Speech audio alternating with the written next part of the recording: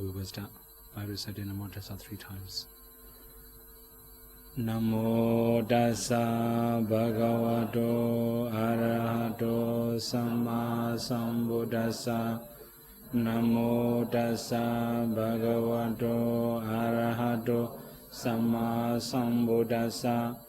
Namo Tassa Bhagavato Arahato Samma Sambuddhassa. So today, the sixth Vassa. The sixth Vassa is in Makula mountain. So it doesn't mention any particular suttas delivered in Makula mountain. There will be mountain monastery, there will be devotees there. But the Buddha may explain many Dhamma talks many times to devotees. Since it doesn't mention what kind of discourse, we can understand it will be only Anupupikata, Dana, Sila, etc. So from time to time, the Buddha may talk about Four Noble Truths, Samukhansika Desana.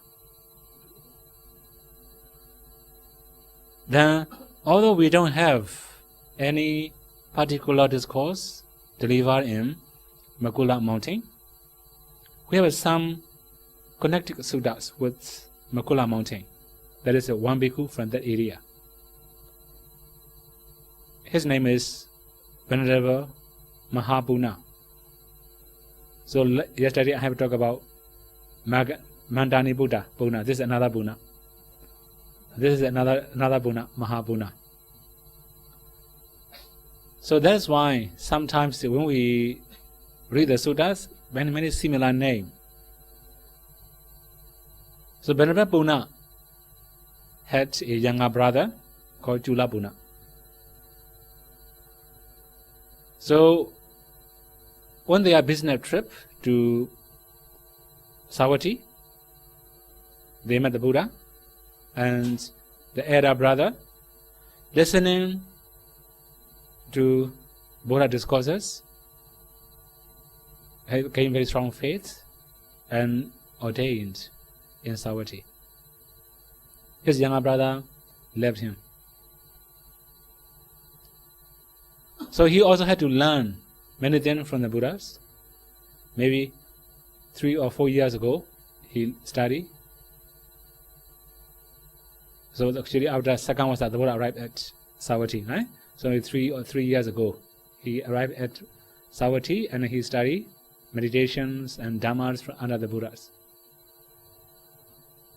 Then one day, he wished to go back his native country. The country is called Sunabranda. In that area, there was not really good people. Almost all the people are very bad and very rude and cruel. Then he requested the Buddha, Venerable Sir, please give me a short order. Then I will practice diligently for the rest of my life. I wish to go back my native country. Then the Buddha explained him a short discourse about sensual pleasure. It will be easier to say about 12 bases. We can also understand 80 element method. For example, there's the eye translucency. There will be color, visible object or designable object. Then there will be eye consciousness. So when we have attachment to designable object, it can be the cause of suffering. The Buddha explained. Okay, here one more thing. The reasons of rising greed or lobha, we can roughly understand it must be desirable object. Second one, we also accept as a desirable object. The third one, unwise attention. Then there will be greed. Sometimes, although it was a desirable object, our mind is not ready to accept as a desirable object. It cannot be greed. Then, sometimes it's a desirable object, we also know it's a desirable object, but we have wise attention. It cannot, lobha cannot arise. So when lobha can arise, it can be the cause of suffering. We may make some action, then the action will cause some difficulty, and also if we have to reborn in the future, there will be suffering again.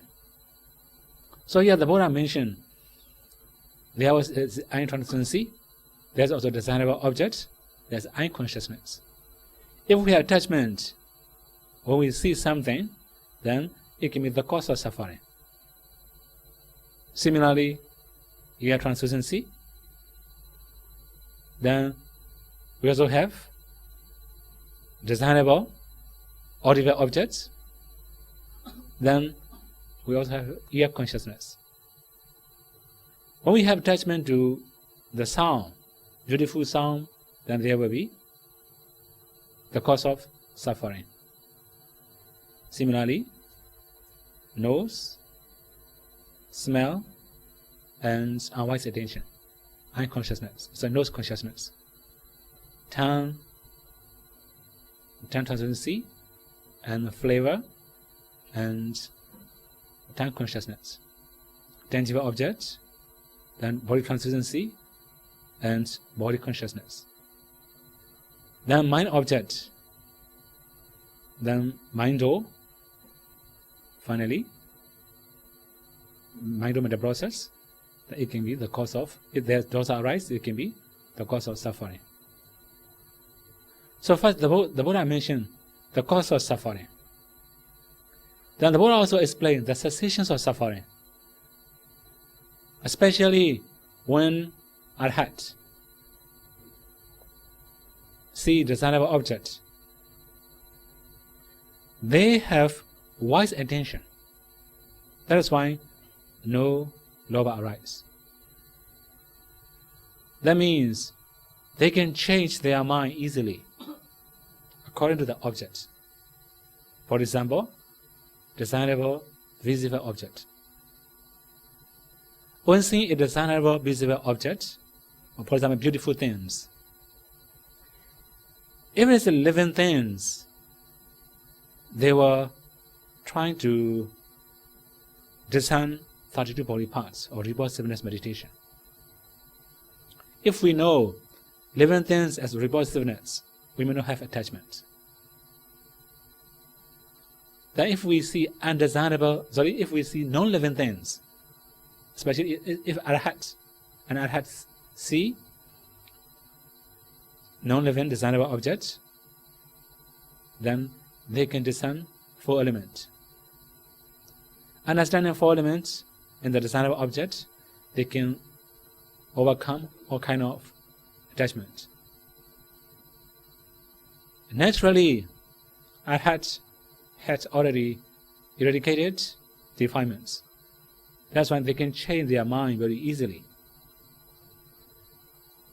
Similarly, sound, smell, taste, touch, and thinking process. They can change their minds. Desirable as undesirable, undesirable as desirable. By paying attention to different types of perception, asubha, 4 elements, and so on. That is why they have very strong equanimity towards all the desirable or undesirable objects. Although they saw or they see undesirable objects, no anger. The same, they will pay attention as, for the living thing, as repulsiveness, then no anger arises. No living thing as 4 elements, then no anger may arise. So especially noble person, not only Arhat, noble person have that kind of perception, they can overcome defilement within a short time. So now in the case of Venerable Mahabuna, he hadn't taken any path and fruition knowledge. That's why Buddha had to explain that one. So that means if you have untranscendency, also you see desirable objects, unconsciousness arise, but if you don't have any attachments, it can be for the cessations of suffering. What I explain again. So this is also a kind of meditation method. Talk to Venerable Buddha. So in this context, we can understand that Venerable Mahabodha had very weak and very strong delusion in Nama and Rupa both. That's why the Buddha explained twice-based 80 elements method. Buddha also mentioned eye translucency, ear translucency, all the rupas in detail. Buddha also mentioned color, smell, taste, touch, sensible objects. Also, this also external basis, external rupas. Then the Buddha also explained eye consciousness, ear consciousness, all the consciousness. This is Nama. So when the meditator has very strong delusion in both ultimate mentalities and materialities, the Buddha explains 80 elements method. So now the Buddha explained 80 elements method for Venerable Buddha. Then he also wished to practice diligently, so he wanted to also live in his native village.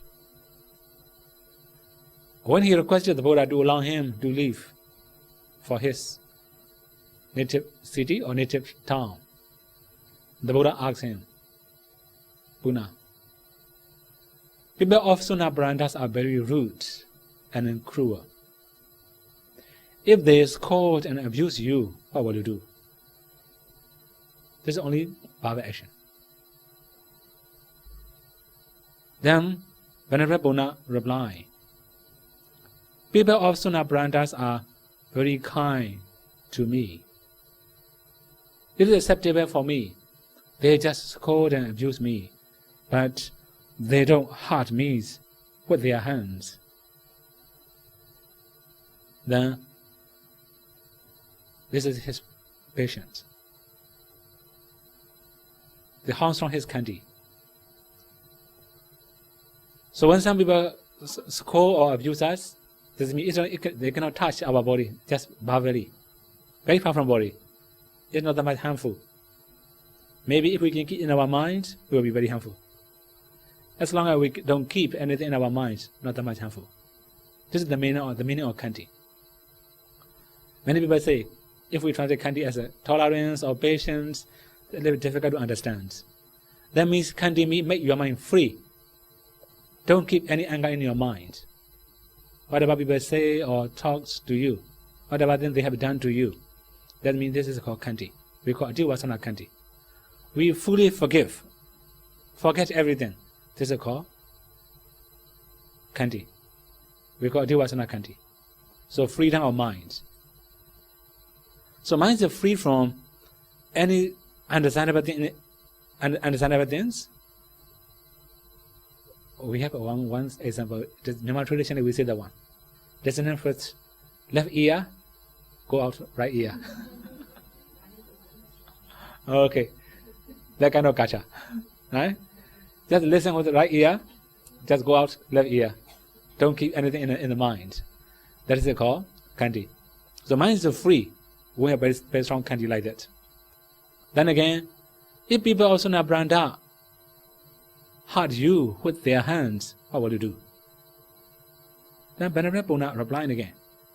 Venerable Sir, people of Sunabranda are very kind to me, but they just hurt me with their hands, but they don't use any stick, any rods to hit me. So compared to hands, using stick is stronger. Then when he talked to the Buddha, when he replied like that, the Buddha also asked another question. If they hurt you with a stick or rods, what will you do?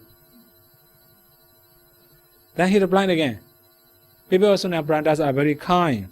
They just use their stick and they just hurt me with a stick. But they don't use any other weapon like a knife. Then We can also understand another way, using stone, hit, using arrow, hit, using sword, knife. So it will be more harmful. Then the Buddha also asks again, if they hurt you with weapon, what would you do? Then the Buddha, when he say like that, he replied, Venerable Sir, although they use weapon, they don't kill me. This is his kanti. So we also have kanti barami. Right? We also have kanti barami. We have very limited kanti barami compared to that kind of people.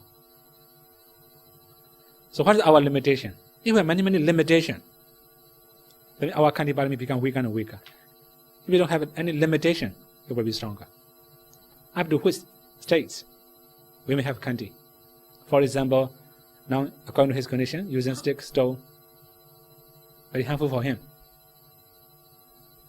This is a very stand-up kanti, not very strong yet. Now they will cut hands or something like that. This is also called kanti. This is actually median kanti. Now here, the last one. The Buddha said, if they kill you, what will you do? Then he thought, he also replies, Venerable Sir, there are many bhikkhus who practice repositiveness meditation. After practicing, they feel disgusting in their body. They have very little attachment to their body. Then finally they commit suicide. That kind of thing happened at the time of the Buddha. They don't want to live anymore. They commit suicide. So compared to them, I don't need to make any effort to commit suicide. They just kill me. So here we can also understand he practiced Asubha meditation. He may practice metta meditation. So we have 4 protective meditation. When we have no faith, when we lost our confidence, we can do Buddhanussati. We can gain the faith again. Then, second thing, when we have a lot of attachment to living things, especially living things, we can do Asubha. So by discerning repositiveness meditation, then we have less attachment. When we have very strong anger, we can do metta. This is also protective meditation. The last one, when we have many plans and projects, like future plans and projects, we have to do recollection of death. If we know that we were dying tonight, we will not be busy. If we know that we were dying in 1 week, we will not be busy with any other thing. So we also have one traditional saying: when you are going to earn money, you have to work as if you will never die. When you are going to meditate, you must meditate as if you are dying today or tomorrow. That's traditional saying. So now anyway, he had very strong kanti, very strong patience. That means his ultimate kanti, not ordinary state of patience. So one more thing, without metta, there cannot be kanti. So metta and kanti are like a head and tail. What about the head go, the tail will follow. Similarly, sometimes metta leads kanti. Sometimes kanti leads metta. They have a relationship like that. So he had very strong kanti. The Buddha also recognized that he could attain path in future, not like that. In Buddha's teaching also, Buddha himself also mentioned about kanti. Unfortunately, this time I cannot talk about Venerable Devadatta. Right? Actually, it will be after 10 Vassa. Now, I hope only after 7 Vassa. Now 6 Vassa already. Right? Anyway, so Venerable Devadatta requested the Buddha. One of the requests, the Buddha should lay down the rules for the bhikkhus. The bhikkhu must not live in the forest, must not live in village monastery. May all the bhikkhus live in the forest monastery. Then the Buddha rejected. The Buddha knew that it's not very easy for all the bhikkhus. We have different bodily strengths and mental strengths. Bodily strength means body energy, health. Mental strength means kanti. How strong our kanti? So, those who have very strong bodily strength, then they are very healthy. They also have very strong kanti, patience or forbearance. Whether they live in the forest monastery or in the village monastery or city monastery, they can attain Bhagavad Krishna knowledge. Their mind powers is strong. Although many sound disturb him, no problem. Very strong kanti. Then the next type. There was somebody who had a very strong bodily strength, very healthy, but no kanti. For them, they should live in the forest monastery. In the village or in the city, it will be noisy, impatient, cannot improve anymore. Even very small noise, complain a lot. Mentally complain, then cannot improve anymore. We also need that kind of kanti. Even small things like a mosquito bites, maybe heat, cold, thirsty, hungry, everything, we must have a kanti. Otherwise, we cannot meditate very well. Then the next type, those who have very strong mental strength, very strong kanti, but not very healthy. For them, village monastery is suitable. So if they live in village monastery, they can get enough supporting, then they can maintain their body, then they could improve. If we don't have both, mental energy or body energy, body also sick, mentally also impatient, wherever we live, impossible to attain anything. So here, the main point is patience. He has very strong patience. Whether he live in the forest or in the village is possible. Then his body strength is also strong. So the Buddha allowed him to spend his time in his native town. He left. At the very Vassa, he could practice very well. He attained headship. Then he also had 500 devotees. So maybe when Buddha was spending Vassa in Vesali, he left maybe. After coming back from Vesali, Buddha come to Rajaka. After the Buddha will visit Savatthi. At that time he left. Then after the Vassa, at the time the Buddha was spending Vassa in Vesali, he was spending in Makula, Sunapranda, his native town. So his devotee requested him to invite the Buddha. So he invited the Buddha to his place. Buddha also spent Vassa there. Then it became one of the place. Anyway, the Buddha spent there one Vassa there, but just general Dhamma talk. We don't have any special discourse there. After that, the Buddha went back to Savatthi, Rajagaha, and many other places after Vassa. Not very long after Buddha's departure, Venerable Mahabuna also entered Nirvana. Okay, now In brief, in the sixth Vassa, the Buddha spent in Magula mountain. Since we don't have any special discourse, I cannot explain anything. Then again, after that, when the Buddha arrives at Rajagaha, after Vassa Buddha goes to the Rajagaha,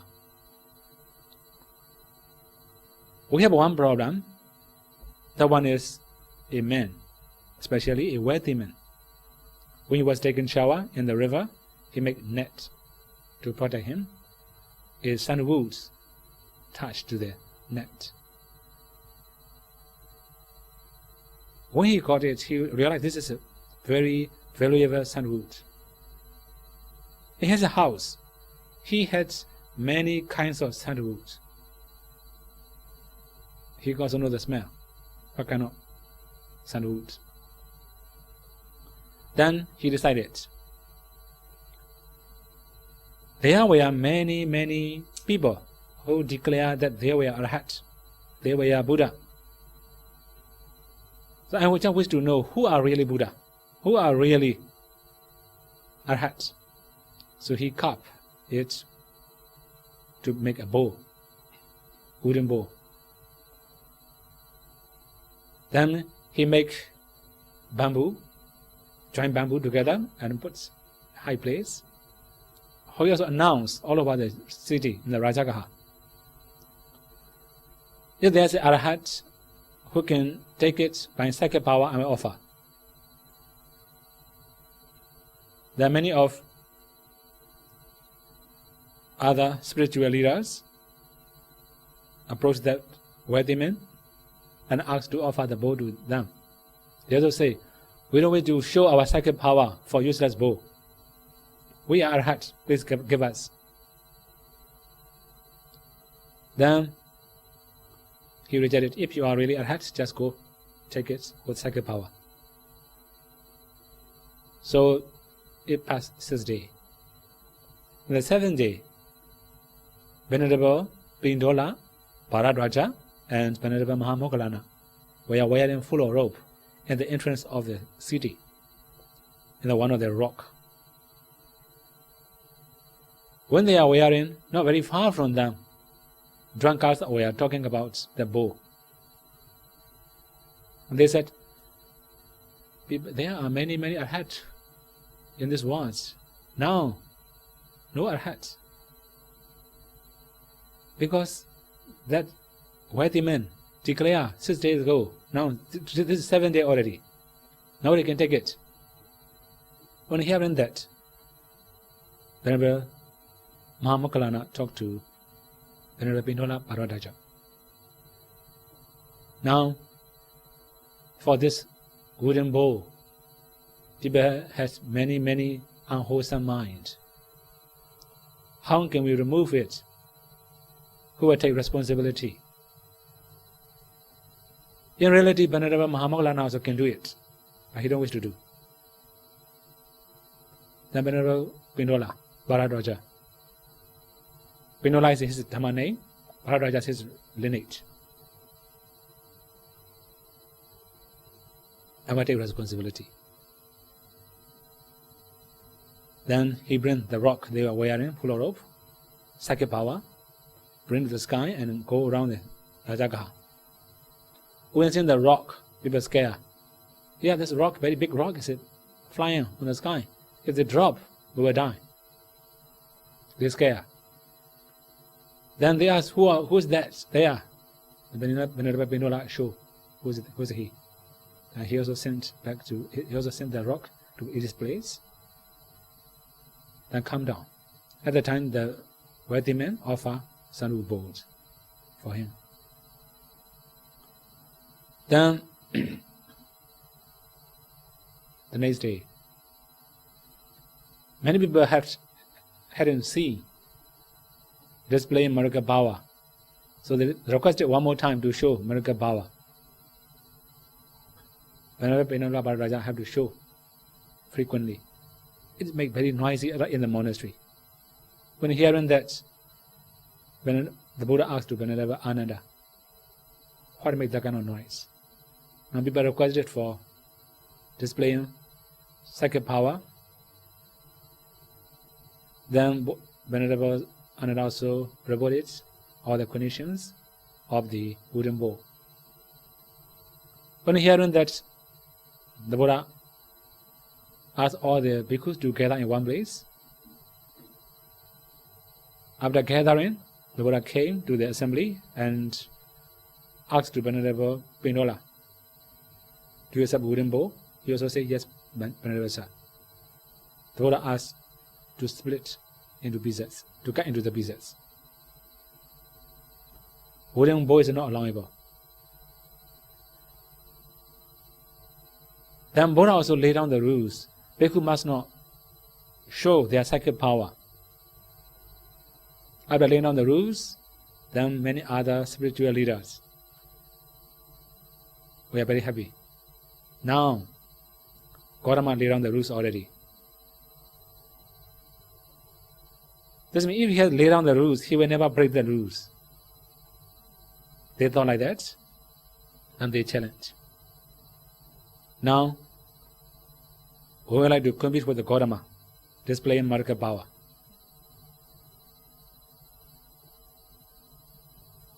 Previously, we don't wish to show our psychic power for useless bowl. Gautama disciple do it for useless bowl. But Gautama is so wise, that's why he didn't allow to use that kind of bowl. But now, we will compete with the Buddha, Gautama. They thought Buddha will never accept their challenge. But unfortunately, the Buddha also declared, so I will display miracle power in 4 months. Then they feel shocked. They have never expected the Buddha will announce like that. After spending some time in Rajagaha, the Buddha continues his journey to Kapilavatthu. So all the other spiritual leaders also follow the Buddha, spreading the news. If Gautama run away, they will miss competition. They don't wish to miss this kind of chance to compete with the Gautama.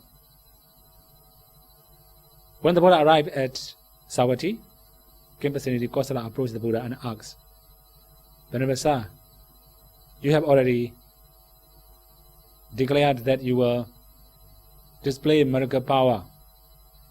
You also have laid down the rules. This is not very proper." Then the Buddha asked him, "Again, I will ask you. You can answer as you feel free. Let's say there was a mango tree belong to you. Then, if other people pluck the tree and eat, what will you do?" "I will punish them. This is my mango tree. I will not allow anybody to eat." "Then if you yourself eat the mango fruits, what will you do?" "It belongs to me.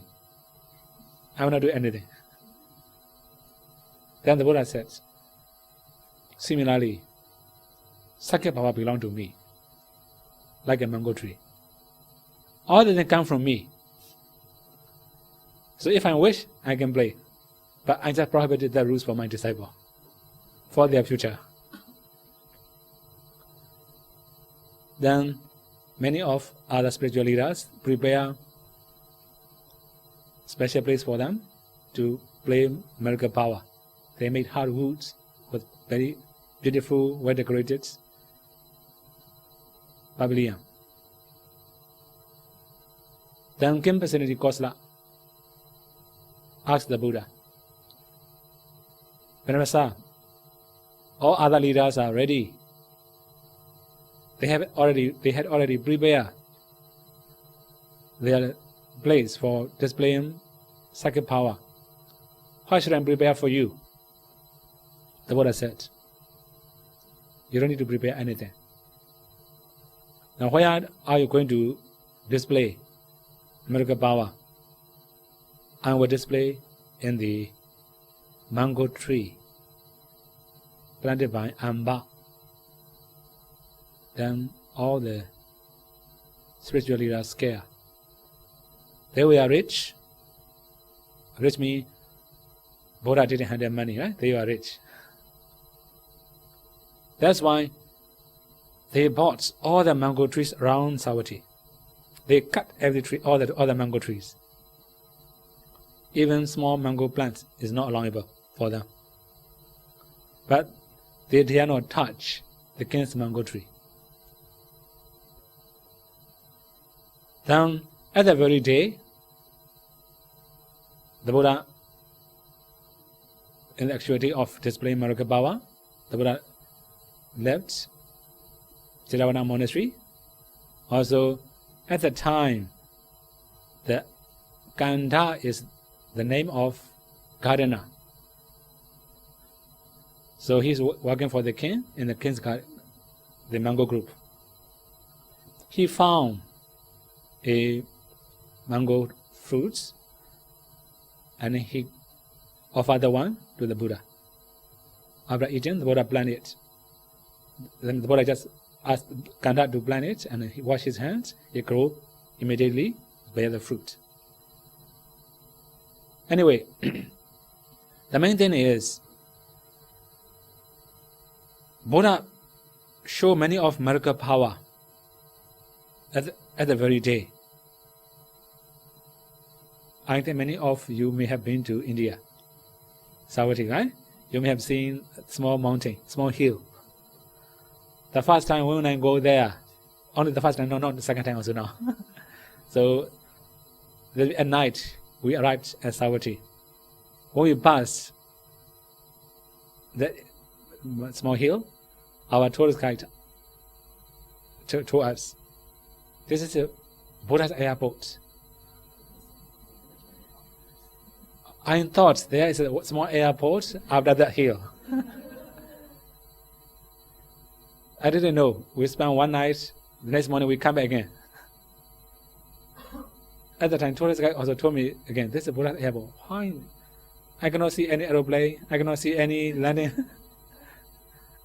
Then, why do you call Buddha's airport? Doesn't mean Buddha flying from that area, that place. That's why we call Buddha's airport. Okay, now the main point is,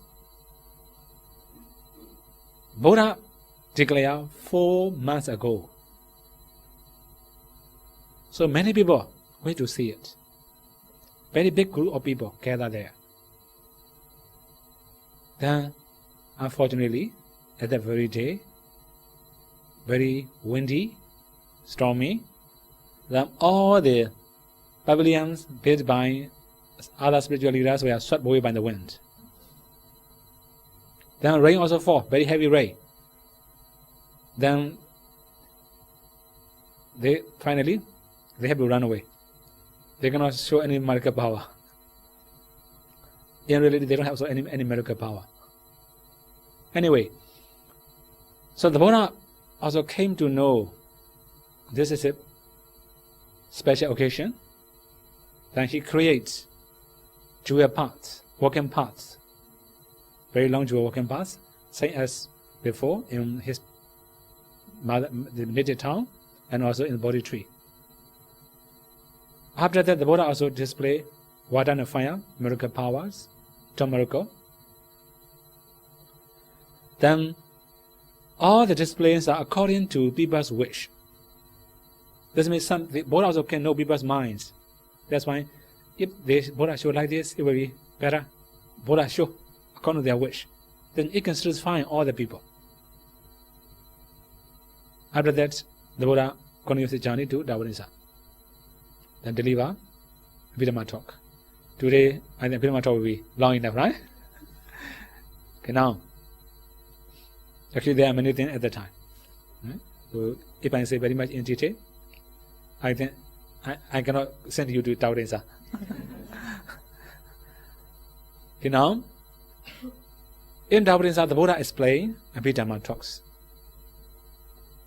So here one more thing.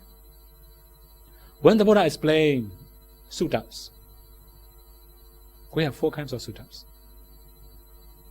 The first type, according to Buddha's wish. Sometimes nobody requests the Buddha. The Buddha himself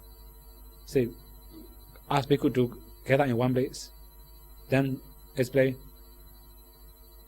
bhikkhus, please listen to me. When you have to go to the forest, when you have to go there and there, if you have fear, you have to do Buddha Nusati, Dhamma, something like that. By his own wish, he explained many things to disciples. From time to time, Buddha may say, like, there's a wood in the river. If nobody pull out into the land, it will go to the ocean, for example. The Buddha get that kind of simile, explain to disciple. Nobody requested. He himself explained. Sometimes, according to listener's wish, listener's desire. I have said, when Anaramidika came to the monastery or Vassa came to the monastery, the Buddha never talk about anicca, dukkha, anatta, vipassana. The Buddha just talk about only worldly things, how to live as a good householder. Similarly, sometimes when bhikkhu came to see the Buddha, according to their condition, the Buddha explained what to do, how to do. Then they could attain birth and fruition knowledge.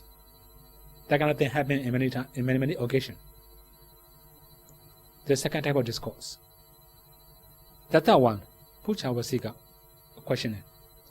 When someone came and asked a question, Buddha explained. For example, Mangala Sutta. It's very big rumor. What is it really Mangala? Blessing. Different people have different opinion. They argue very long years, 12 years long. After that, one of the Deva came down to see the Buddha and asked question. What's the really Mangala? What is the really blessing? The Buddha explained Mangala Sutta. This is according to the question. Similarly, there were many Brahmas, many Devas, then many householders, laymen or laywomen, approached the Buddha, asked many questions. For example, Vassa, people say Nivarana, hindrances. What's a Nivarana? The Buddha explained, this is Nivarana, this is Nivarana, this is hindrance, this is hindrance. Greed is also hindrance, dosa hindrance. Vijikiccha, doubt is also hindrance, illusion also hindrance. The Buddha will explain what's the hindrance. After that, the Buddha also continue other discourse. Now, the last one, Atopatika.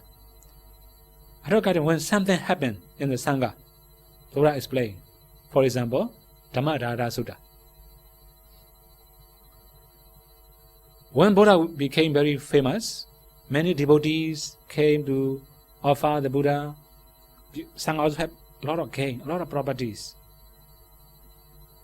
At the midday after lunch, they strike wooden gong, they distribute properties. Then also Sangha also make noise. When hearing that, Buddha asks, why? They are noisy. Whenever Ananda replies, they are sharing properties, distributing properties.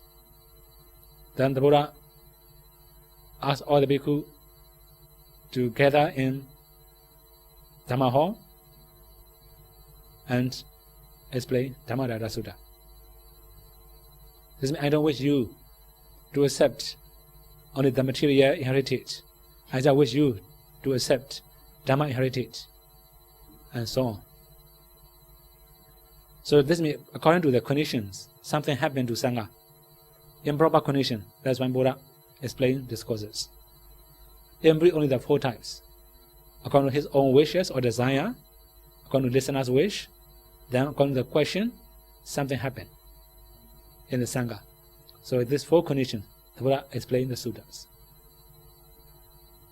In the case of Abhidhamma, the Buddha just used ultimate truth. Very few conventional truths. So you have known three Pitaka. The first one is Vinaya Pitaka. Second one is Sudana Pitaka. That one is Abhidhamma Pitaka.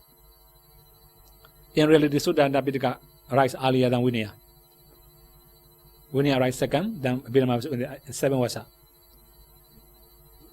Then, whenever the Buddha laid down Vinaya rules, the Buddha uses authority, discourse on authority. So we cannot lay down Vinayas. We cannot lay down any new rules. Only the Buddha can lay down Vinaya rules. We cannot change any Vinaya rules also. Only the Buddha can change. Sometimes the Buddha was allowed up to some conditions. Sometimes the Buddha restricts. You must not do this one also. Restriction. Then, what about Sutta? Sutta is only conventional truth, mostly. There were some special suttas, we have ultimate truth. From time to time, people get confused. For example, Jati Jara Marana. Jati, rebirth. Jara, aging. Marana means death. Then, many people also get confused, especially if they have listened from many other tradition. If I openly say, if time tradition. They say, rebirth is a rising state, aging is a standing state, Marana is a perishing state. Then, we cannot say all the time like this. For example, in the Mahasattipatthana Sutta, the Buddha said, what is it? Jara, aging. Then, Buddha lists out Jara, Jirnata, Kandijam, Balijam, Validijata, something like that. The Buddha lists out. What's the meaning of Jara? Then, Kandijam, broken teeth. So, in the perishing state, actually in the Namarupa we don't have teeth. In Namarupa we don't have teeth. Here, broken teeth, this is a concept, not ultimate truth. Similarly, Palijam means gray hair. So in Namarupa we don't have gray hair. Then again, finally, Validicada. This means wrinkle, skin is a wrinkle. Also, in Namarupa we don't have skin. So we have to understand concept as a concept. We must not mess up with ultimate realities. If we mess up, we have misunderstanding. So in the Sutta, mostly the Buddha used concept, but sometimes the Buddha also used ultimate realities. For example, when the Buddha talk about dukkha, when you study Dhammacakkappavattana Sutta, you can find, right? Jatipi dukkha, jarapi dukkha, maranapi dukkha, many dukkha. So many. At the end, Buddha mentioned Sankhitena Panchupara Nikkana dukkha. At the time, 5 getting aggregate is called dukkha sajja, dukkha suffering. So if we say 5 getting aggregates, this is ultimate truth. If we say jatipi dukkha, this is not ultimate truth concept. So if we summarize, in Suddhanta Pitaka, the Buddha used concept most of the time. Sometimes the Buddha used ultimate truth, very little. If the Buddha say 10 or maybe 5 speech, 5 words, for example, one of them will be ultimate truth, maybe. Very little percentage. Then again, in Abhidhamma, the Buddha used ultimate truth. So, how can we know ultimate truth and conventional truth? Conventional truth is always changing, not all the time truth. This is called conventional truth. In Bali, we call samudhisajja. Changing according to the condition. For example, short and long. We cannot say this one is short all the time. We must have some comparison. Compare with something others. We can say short or long. It's also changing. Similarly, like east and west. According to our location is changing. We cannot say all the time east, all the time west. It depends on where we live. Then similarly, time is also changing according to where we live.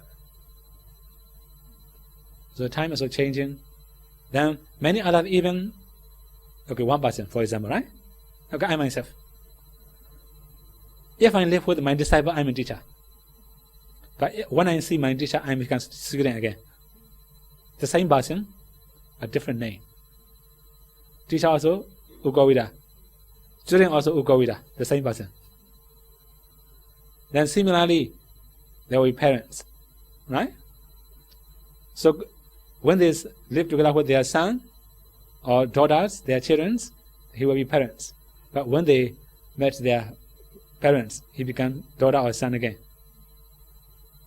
The same person related to niece and nephew, uncle or auntie.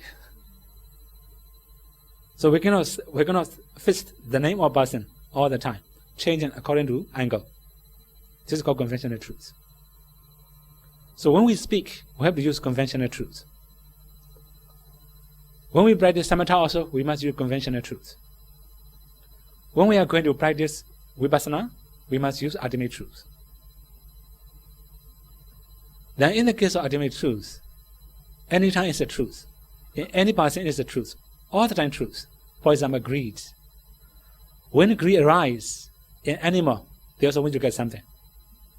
When greed arises in human being, they also want to get something. When greed arises in deva also, they will want to get something. This is the nature of ultimate truth. Then similarly, 4 elements, heat and cold, for example. Heat is always heat. Cold is always cold. It depends on the degree, maybe. Anyway, the main point is heat, and if no heat, this will be cold. If no cold, there will be heat. This is the nature of fire element. Similarly, soft and hardness. Soft or hot. This is the earth element. So if no soft, there will be hot. If no hot, this will be soft. Only 2. So it depends on the degree will be a little bit different. This is always truth. That's why we call ultimate truth. Similarly, saddha, faith, confidence. When the confidence arises, then everybody, they have a clear mind, clear vision. That is called ultimate truth. So ultimate truth is unchangeable. It always exists. When we experience, we can know this ultimate truth. So in Bhidhamma, the Buddha used ultimate truth most of the time. A few conventional truths are also used there. So now, one more thing. Very important things also. That one is, mostly people talk about Nama Rupa. Right? I also have asked, recently I have already talked to you in Indonesia. One of the yogi asked me, if there's a Nama Rupa, only Nama Rupa, only 5 gates, why we can say Banadibada? So similarly, at the time of Buddha also, we have some spiritual leaders. They teach that kind of instruction to their disciples. When you kill living beings, we cannot say this is akusala. We cannot say unwholesome. We cannot say this is bad behavior or bad things. Earth element go into earth elements. No mistake. Right? This body is also there's earth elements. Knife is also for the knife. Earth elements. Earth element go into earth elements. No mistake. Then we don't need to lay down any laws in the country. If people accept that kind of teaching, it will get worse. We don't have safety. So there are 8 conditions. The Buddha never use ultimate truth. The Buddha use only conventional truth. The first one, when the Buddha explains Hiri Uttapa, moral shame and moral fear. Here mentioned, you must respect yourself, you may have moral shame. You must respect others, you may have moral fear. If you don't respect anybody, you don't respect yourself, you don't respect all other people around you, that means you don't have moral shame or moral fear. So, if we don't say personality, for example, respect others, that means respect our family, respect our friends. If I make some mistakes, it will affect our parents. If I make some mistakes, it will affect our friends. Then this means respect others.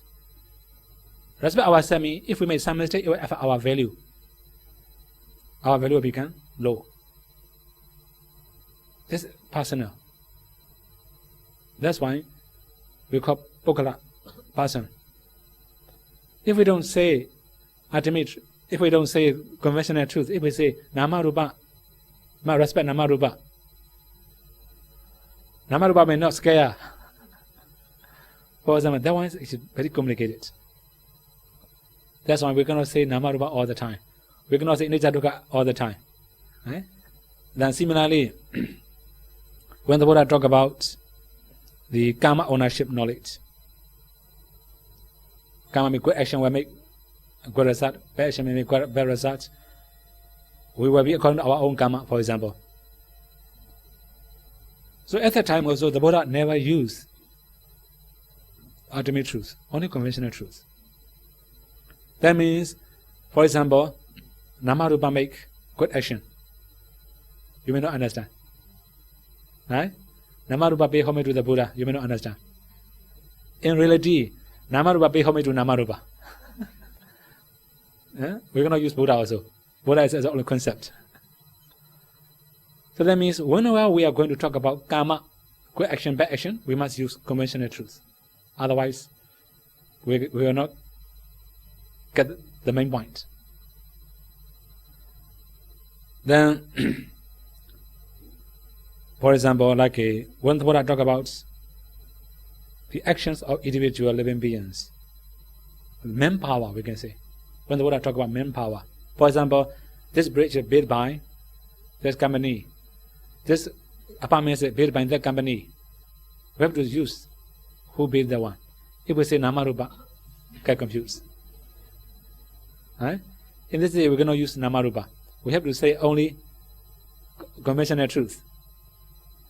Then, again, when the Buddha talk about mighty karma, there were also some wrong view, especially with Nattika Ditti.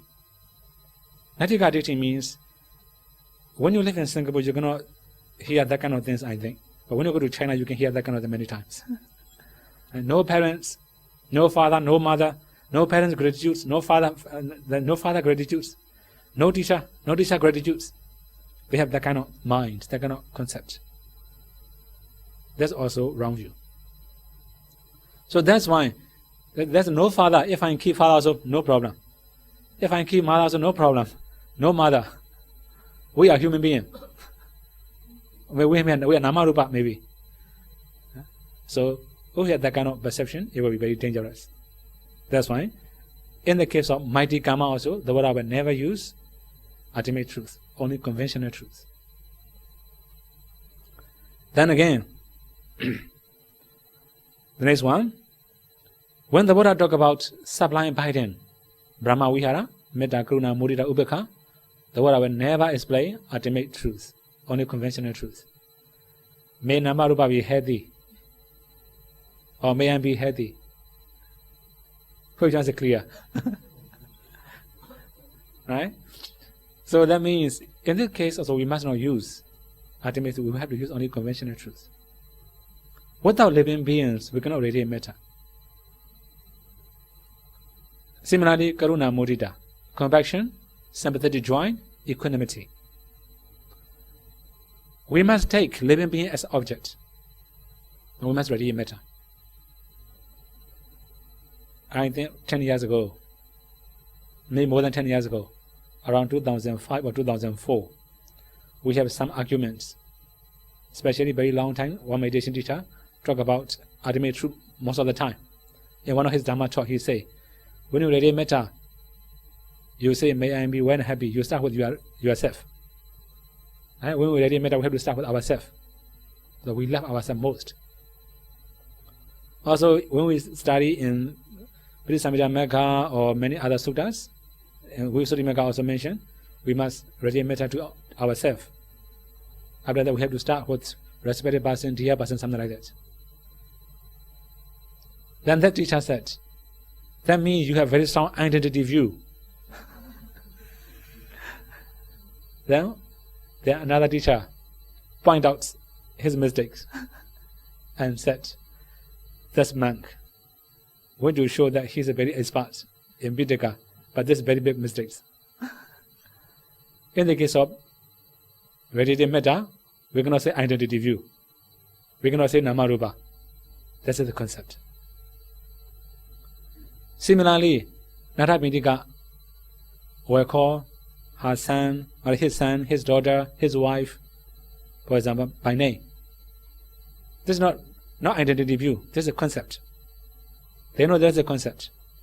When we communicate, also we must communicate by name. Otherwise, if we say namarupa, everybody says namarupa, we cannot communicate. Right? Then, okay, again. When the Buddha talk about the past existences, in the past lives, you have been that kind of person, whether you have been the king, the queen, minister, Brahmin, animal, the Buddha use only conventional truth. If we talk about namarupa, also cannot understand. Then, the next one, to explain the purity of donation, offering, the Buddha use conventional truth. For example, from the donor side, donor must be pure in morality. The receiver must be pure in morality. Buddha just use donor and receiver. Buddha will use donation. So this means donor is also 5 aggregate. Donation is a material aggregate, only 4 elements, right? Then receiver is also 5 aggregate or namarupa. If we say 5 aggregates offer, material aggregate do 5 aggregate, then we cannot understand. In this case, we cannot use ultimate truth. Then finally, the Buddha don't wish to reject conventional truth. This means culture of people. That's why when the Buddha met a farmer, the Buddha will explain according to their farming. He will give many simile of farming. Similarly, sometimes the Buddha will use kapena. Simile of kapena. When we find in the Sutta, we can find many simile according to the conditions the Buddha used. So that means we cannot say namarupa all the time. We have to be wise when we use namarupa. We have one event. That means one well-known Sayadaw, or one of the 5 Sayadaw's Dhamma friends. They have been in the forest together. After that, that teacher also became very famous. Now he passed away already. That 5 Sayadaw friend also vegetarian. But he has Pali school. He also has meditation center. So many young bhikkhus eat meat. He didn't say anything. One of the donors also offer meat to all his disciples, except in the Sayadaw. Although Sayadaw recommended him not to offer meat to the Sangha, that devotee always rejected. Finally, the Sayadaw gave up. He didn't say anything for him to do him, although he offered meat to his disciple. One day, he came to the monastery. Whenever he came, he also approached Sayadaw. When he respect, I bowed down and sat in one side. Sayadaw asked, "Today, what do you offer to Sangha?" He don't want to say he offered pork. Then he changed the topic. Bande, you said everything is a 4 element. Everything is made of 4 elements. So I just offer 4 elements to your disciple. Then this Sayadaw is very smart. He asked, Okay, you are very wise. When you go to the market, do you ask the shopkeeper, please give me 4 elements or please give me pork? Right? So that means we cannot say 4 elements or we cannot say Namarupa all the time. But there's a wrong view already. At the time of Buddha, that kind of thing already happened. Although you kill living beings, that means that is no offense. Only 4 elements. According to their teaching, 6 elements maybe. Huh? According to other spiritual leader, 6 elements. Anyway, then similarly they also say, Hosana and Hosana, Kusala and Agusala. Although you have done many Kusala or Agusala, it will finish when you pass away. So your body will be carried away by 4%. Dead body will carry away by 4%. Then buried in the ground. Finally, earth element will change to earth element. Water element will change to water element. Wind element will change to wind element. Fire element will change to fire element. That's why no killing, no kusala, no agusala. So after death, no more. We have that kind of wrong view at the time of the Buddha. So now, we have Abhidhamma, Abhidhamma Desana. I have said Abhidhamma Desana, this is actually ultimate truth. Then I will introduce the first 2 of Abhidhamma. Only 2 lines. Okay? The first 2 lines of Abhidhamma. The one is Kusala Dhamma, Agusala Dhamma. Okay, there are 3 lines. Kusala Dhamma, Agusala Dhamma, Abhyagata Dhamma. 3 lines. I will say only 2 lines. So what is the meaning of Kusala? Here we have explanation. Kusala anavaja vaja sukha vipaga lakkhana.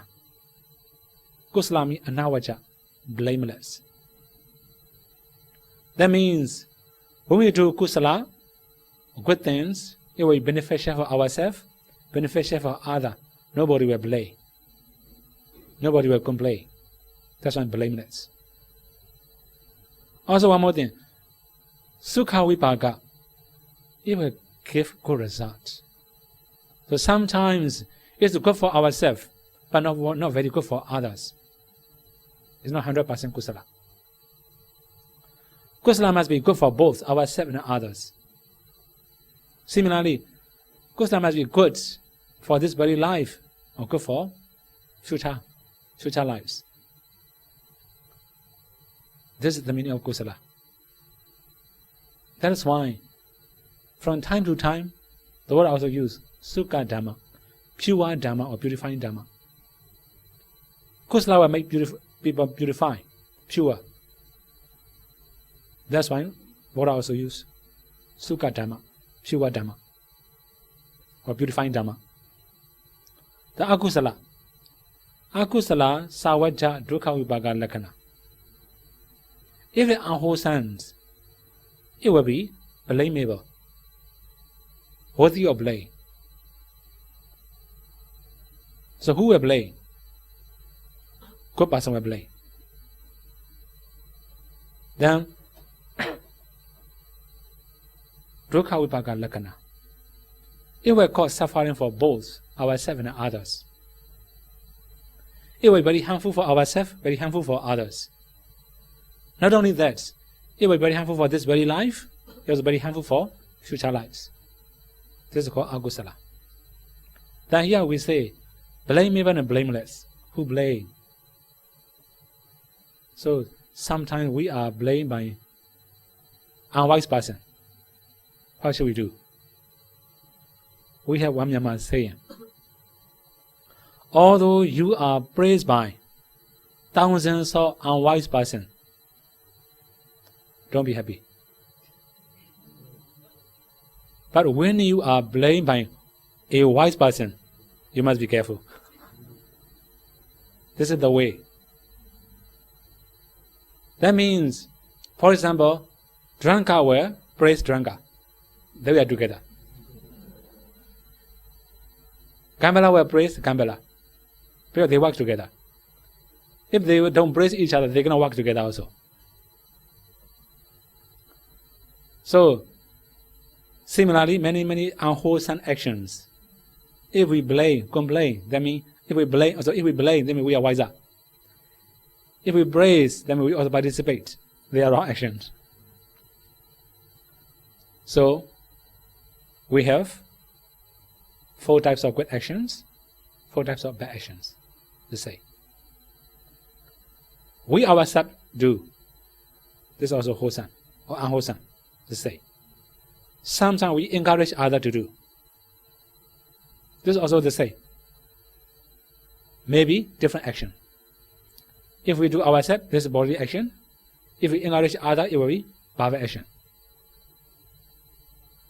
But agusala is agusala. Then again, sometimes we agree. When someone is going to do unwholesome deeds, bad things, we agree. You have to sign, for example, right? To prove. Then, if we agree also, unwholesome. Finally, praise. So that means, for example, Ajatasattu and Devadatta. When Ajatasattu killed his father, good person will complain, but Devadatta praise. He liked the Ajatasattu killing his father. That's why we have good and bad actions. Although we don't do by ourselves, we have to also make ourselves to be wiser. Sometimes our vocal action can be supporting cause of wrong action of others. Similarly, sometimes our mental action, for example, agree. If we agree, this is mental action. But according to the law, only mental action, no problem. When we have body action and bhava action, then there will be some punishment according to the law. Even Buddha's law, we have only body action and bhava action. Maybe in Buddha's teaching, we must have combination of mental. That means body action together with mental action. Intentionally doing, intentionally speaking, it will be offense. Sometimes in some special cases, although we speak unintentionally, offense. So Buddha law is a little bit stronger than law in the country. Anyway, so here the main point is, kusala means blameless, good result. Akusala means blamable, bad result. But we have to consider who blame. If wise person blame, we must consider. If bad person blame, we don't need to consider that much.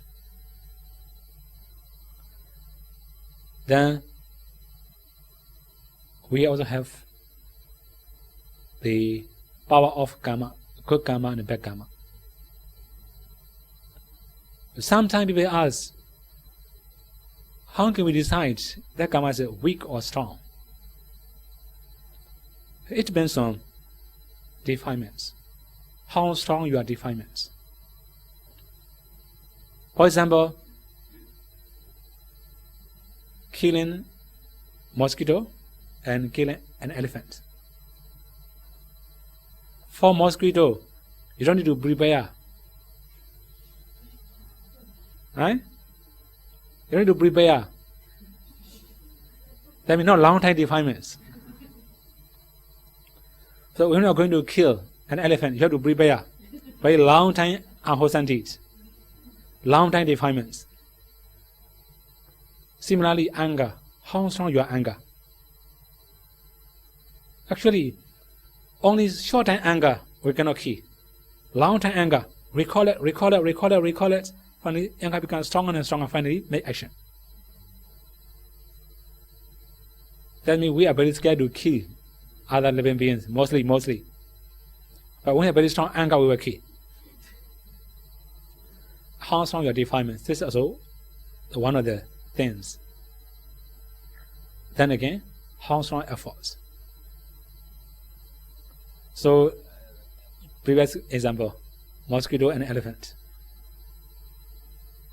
For mosquito, you can have very slight efforts, only one strike finish. But to kill an elephant, you have to make very strong efforts. You must prepare the gun or everything. If you are going to use spear, you have to prepare spear, special spear, special weapon. Also, you have to also shoot the blades, otherwise you will be attacked by an elephant. So we must prepare very well. We have to make very, very strong efforts. Effort also make the karma stronger and weaker. Then, another thing is Jirana Mahanda Daya. Jirana means how strong your desire to die or to kill. Not only this defilements. Sometimes, many people say mercy killing. Right? Many people ask this question, mercy killing, is it Paranipada or not? I say Paranipada the same. Then how willingly you do? If you willingly accept, that means Paranipada. Very strong Paranipada. If unwillingly you agree, not very strong. Paranipada is Paranipada. If parents is mighty karma. Anyway, so the next one is the value of the person. For example, practically, killing a president and killing a thief. We may have different issue, different punishment. Similarly, Buddha law also mentioned according to the value of people. If people are valuable, very wise, very good in virtues, it will have your agusala. That's why when we kill parents, mighty karma. When we kill arhat, mighty karma. When we try to assassinate Buddha, mighty karma. Right? That's why it's very heavy. So, in brief, when we have strong defilements, strong effort, strong willingness, also value of other living beings, there will be stronger agusala. Then, for example, telling lie. It depends on how harmful for others. That means we may tell lie because of our telling lie. He will make many mistakes and also he will get some problem. It depends on how harmful for others. You can also decide like that. Okay, so we have kusala and agusala. If we try to praise kusala, we become wiser and wiser. If we dislike agusala, we become wiser and wiser. So this is the first two. What is kusala? What is agusala? How strong and how weak? The Buddha explained in the Vidama. Okay, so now the Buddha spent his Vassa in Tawarinsa, Vidama talk, at the same year. The Buddha as a human being, he must have meal every day. So he creates another Buddha's image there. The Buddha image will deliver discourse there. He come down for Bindabada. After that, he also explain a short explanation to Venerable Sariputta. At the very year, Venerable Sariputta also explained to his disciple, neither too short nor too long, medium Abhidhamma. At the end of the Vassa, we had 3 versions of Abhidhamma. The biggest version is by the Buddha in Dharmasarans, is very wide and detailed. Very short version was also delivered by the Buddha to Venerable Sariputta. Very short, nobody can understand the one. Only Venerable Sariputta can understand. The medium version, Venerable Sariputta explained to his disciple. So within one Vassa, we have 3 versions of Vidhamma text. Now currently, we are using in human run is by Venerable Sariputta, not by the Buddha. How can we know that? For example, Yamaka. Okay? Only we have 3 volumes. If we chant, okay, although we have 7 Bidama texts, Yamaka and Patana are the biggest volume. Yamaka only 3 volumes. If we chant normally, within 3 days we will finish. Patana 5 volumes. If we chant regularly, just normal tone, within 7 days we can finish. So Buddha delivered Abhidhamma talk 3 months. Even the biggest one, within 10 days we can finish. That's why now the current version we are using in human run is by Venerable Sariputta. We can understand like this. This is neither too long nor too short. Okay? So one more thing. Venerable Sariputta disciple hand over Dharma tradition, generation to generation. They also explain something more in detail. It becomes Beginnika Desana commentary. If we combine together with the commentary, it will be a little bit wider. Okay? So Abhidhamma was also taught by the Buddha in Taoist realms. Also taught by Venerable Sariputta in human realms. So if we don't understand ultimate truth, we cannot realize the Nibbana. Whenever we practice samatha, we must use conventional objects most of the time, most of the objects. There will be some exception. Some of samatha subjects are ultimate truth. For example, 4 elements. When we have to use ultimate truth as meditation subject, that meditation subject cannot produce jhana. Only we can attain asset concentration. If we use conventional truths, we can use first jhana, second jhana, third jhana, fourth jhana, sometimes up to 8 attainments, including 4 immaterial jhanas. So, I also have said, in the very beginning, we have 7 purifications. Purifications of morality, conventional truth. Purifications of the mind, also conventional truth, samatha subject. The purifications of view become ultimate truth. We must understand nama and rupa. At the time, we can purify our view. If we can know nama rupa, their process, their causes, we may not have a wrong view. If we can discern everything clearly, there will be maturity of inside knowledges. After that, we can attain birth and future knowledge. So, we have to use both conventional truth and ultimate truth for our improvement. So, may you all be able to practice 3 trainings, and may you all be able to realize the final cessation.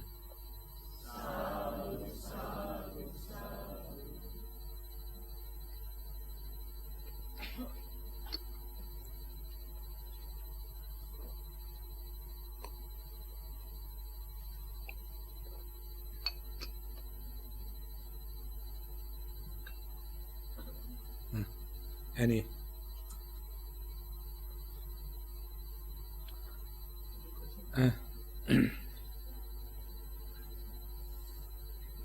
Oh, okay. But then how to make the Anapanasati very more easier, simple? But they say very simple, right? I don't know how is the criteria. Okay. Very simple means if you can know only natural breaths, it will become simple. Sometimes you may expect. If you expect, you may make more efforts. You may create breathing. You may create many other things. You will feel tense, not that much comfortable.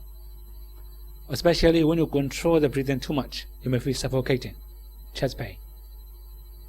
If you forcefully breathe in, breathe out, you may feel tense around your head, nose, around the temple. This means unnatural breathing.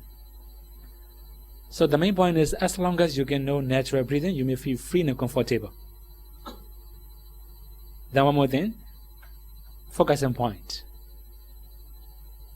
So we have different perception. Some teachers said you must focus on the touching points. Some teachers said you must focus on the breathing. And don't think about focusing point, for example, right? Actually, we have some quotation, reference from Brisamidamaga. That means three things: in breath, out breath, and touching. As long as we can know one of the three, is okay. Whether you are knowing in breath, or out breath, or touching sensation. But one more thing: if you emphasize, focus on the touching sensation too much, there will be chance again. So from time to time, you don't know both in or out. You just know the breathing sometimes. It will be better. So, if we summarize, don't analyze breathing too much. If you try to analyze, you may have more doubt, more confusion. Breathing should be simple. As long as you can know breathing in, out, or breathing, okay. If you're trying to analyze, you have to use extra effort to know it. It makes your mind busy, more restlessness. Another thing is tense, or the doubt, right? Many side effects. Okay? Then, another question now. Like this, we for the beginner, we want to have a not noisy place. That means we must go into Pao monastery. Better. If Pao is noisy, what will you do?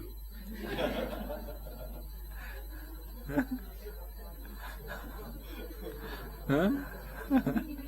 Is it 100% success?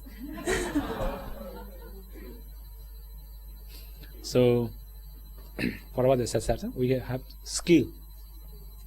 How skillful we are.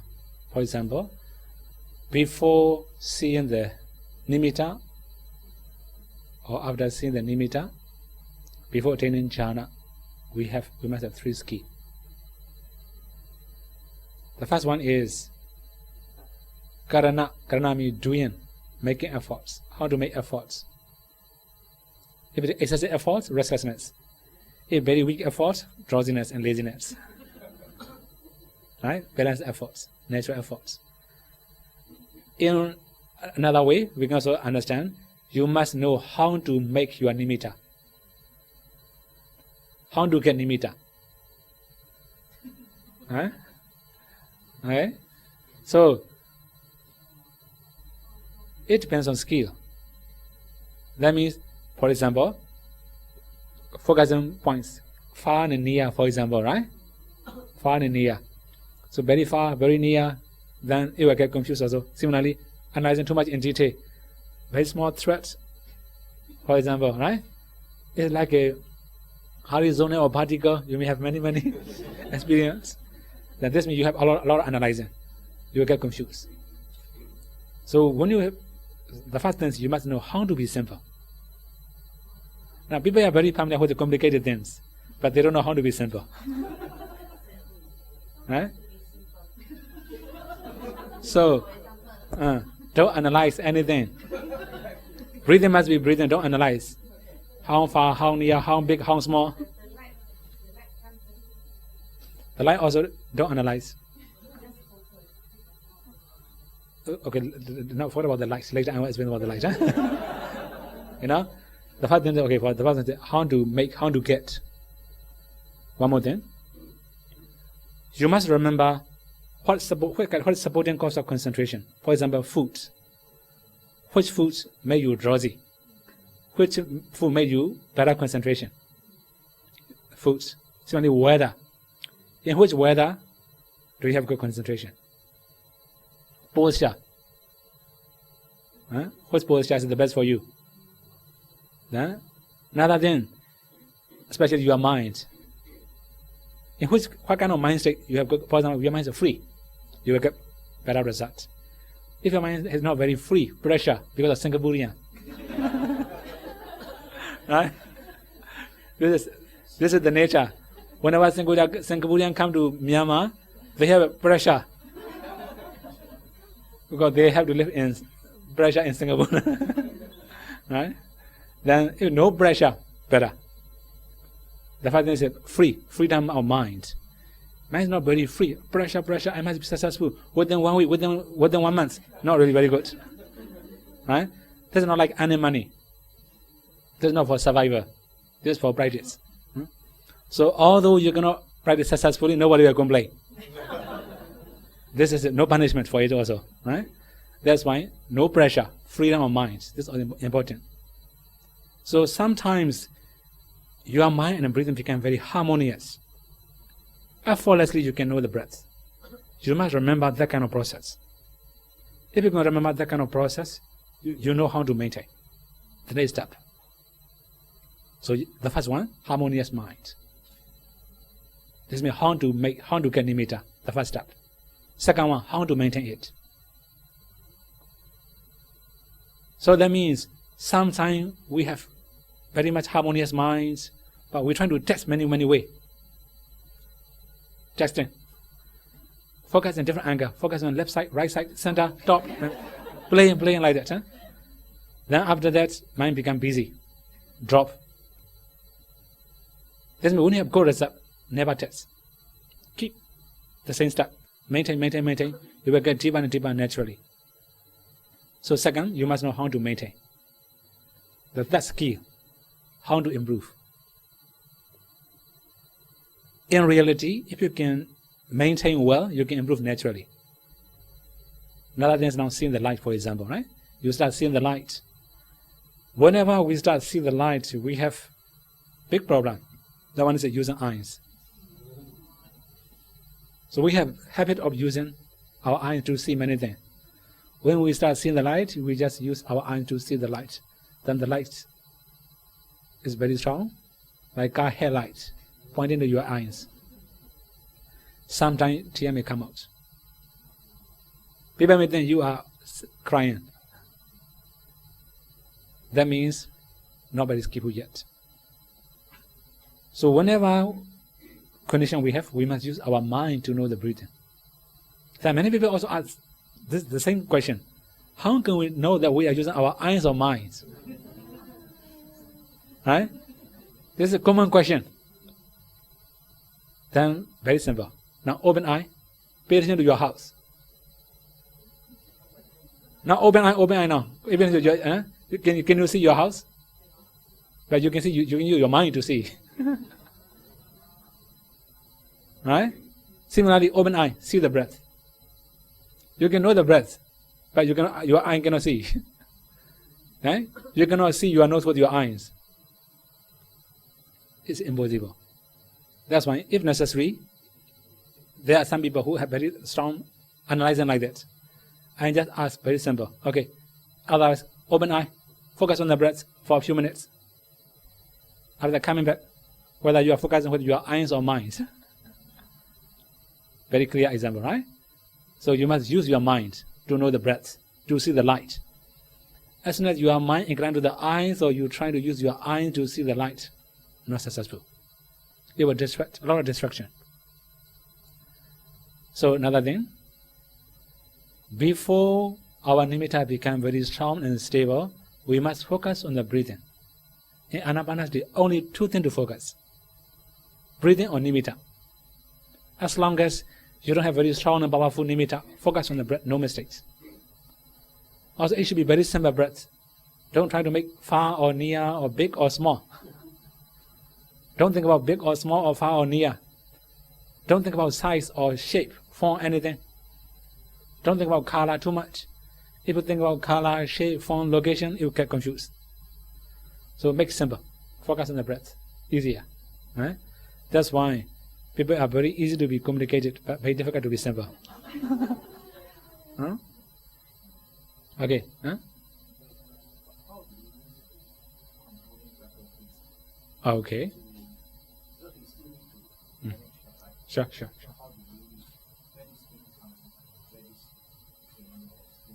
Okay, so for example, I have already talked about the light, for example, right?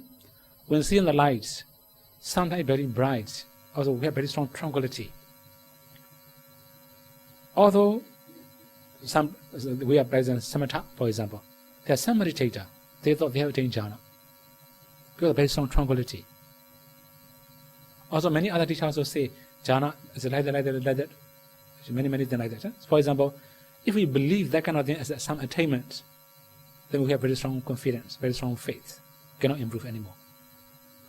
After that, we have to analyze. What's the real meaning of jhana? Jhana means if our mind can absorb on one object, especially nimitta, that means jhana. So in the jhana also we have very strong equanimity.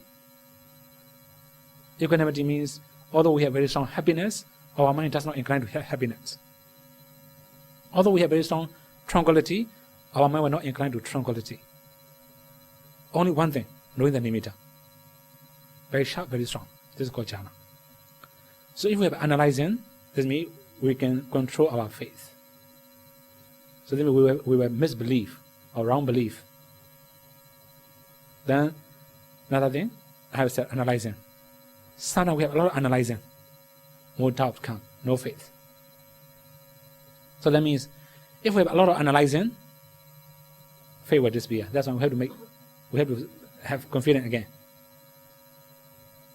Right? So that means sometimes our words are right or wrong. Many doubts. Sometimes bread disappear. I make some mistake. For example, the light disappear for a few seconds. The light disappear. But we have doubt whether I made some mistake or not. That means doubt. We must try to have confidence.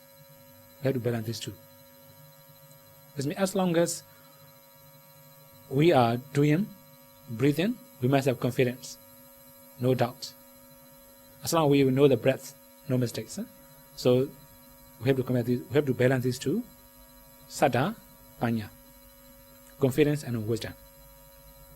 Because under faith and panya, because of analyzing and investigating. If we can balance these two, then we can improve. Second one is the virya and concentration. These two. Sometimes we have very strong efforts. We are very diligent. Because of very strong efforts, more restlessness comes. That means, for example, frog. We're not going to catch the frog. If you use very strong energy, it will jump very easily. If you can use slowly and with slight efforts, you can catch the frog. Fish also the same. If you are skillful, okay, you can catch within 1 second. But not very skillful, you have to patiently catch fish. By hand, this means. Similarly, sometimes we are very diligent, very strong effort. We make very strong efforts. When breathing, very strong. Controlling breathing also very strong.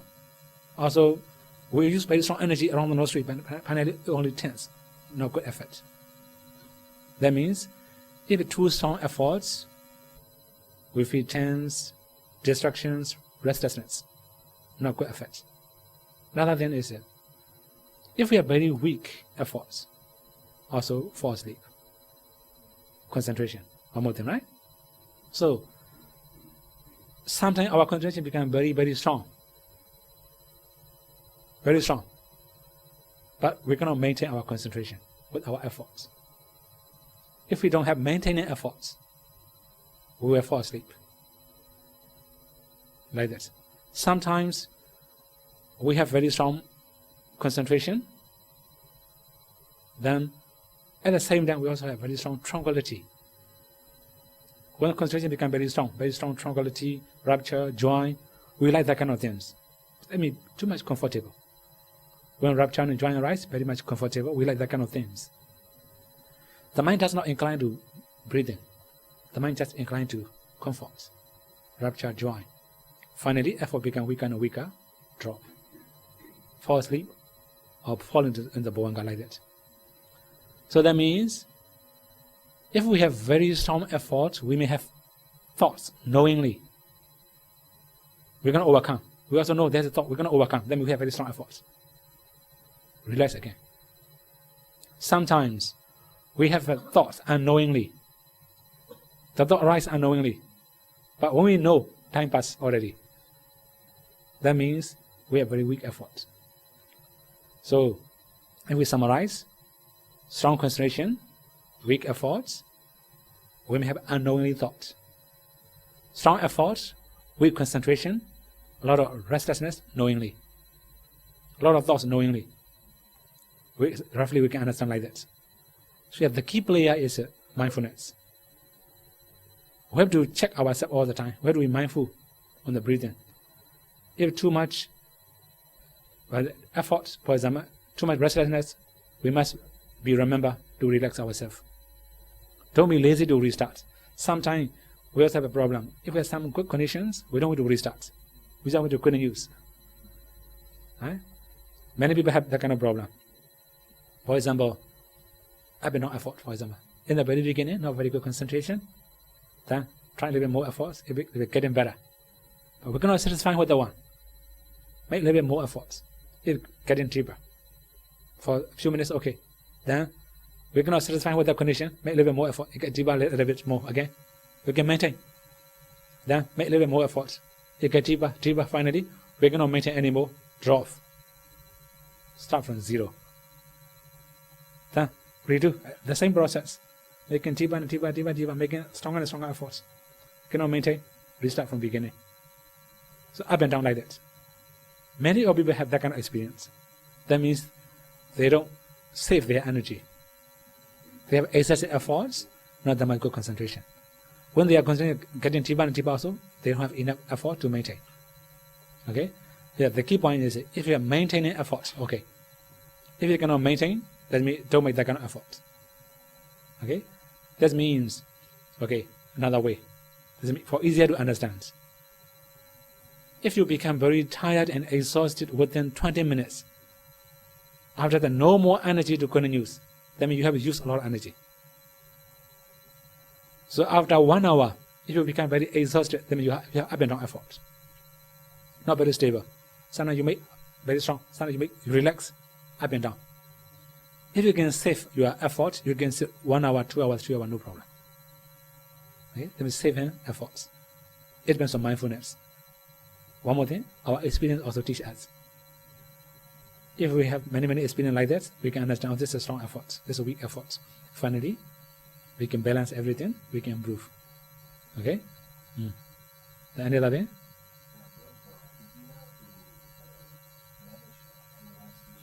Sure. Not easy, sure. Sure. Another thing is experience. Experience also necessary. Experience.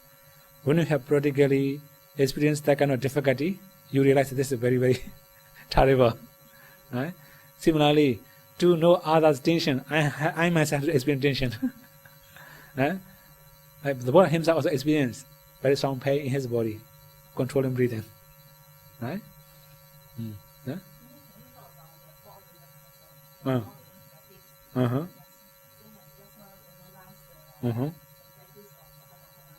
Okay.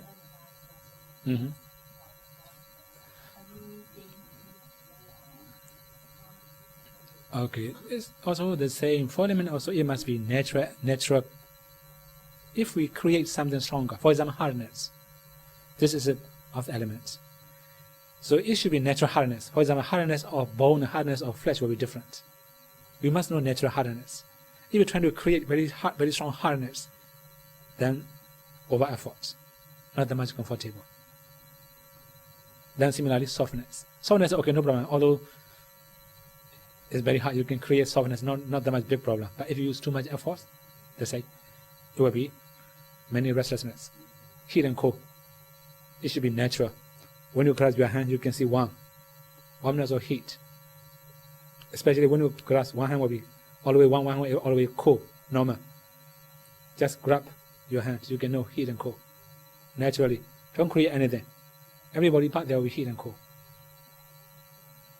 So as long as you understand naturally, no problem. When you start creating, there will be excessive element. When too hot, that means you become very tense, like a rock.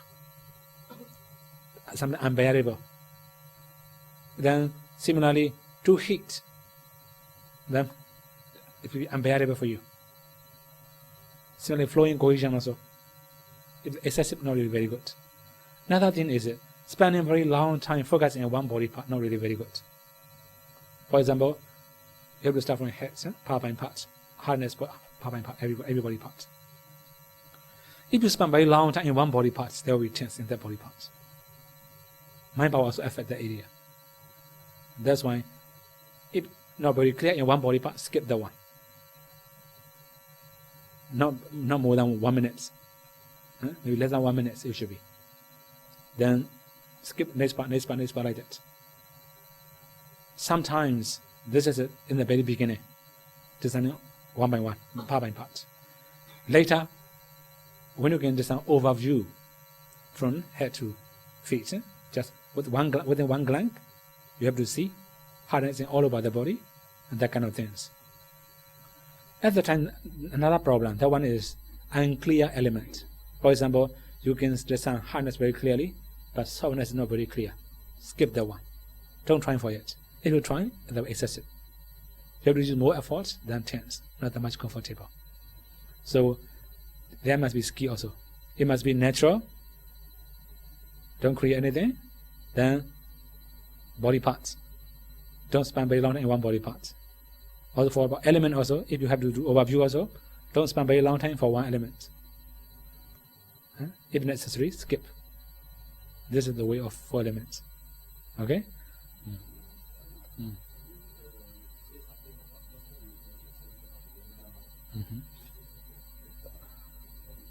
Okay, so Bhuvanka mind means like a kind of unconscious mind state. Unconscious mind state. That means you cannot know any particular object at the time. Your mind cannot recall what's the object. Like unconscious. That one actually, it cannot cause this. If you have that kind of condition, you cannot come back to the breathing. For example, like you have very strong effort. You all have very strong concentration. Okay, for example, you have very strong concentration, very strong rapture and joy, very good condition already. But you like that kind of rapture, joy, tranquility, your mind follow it.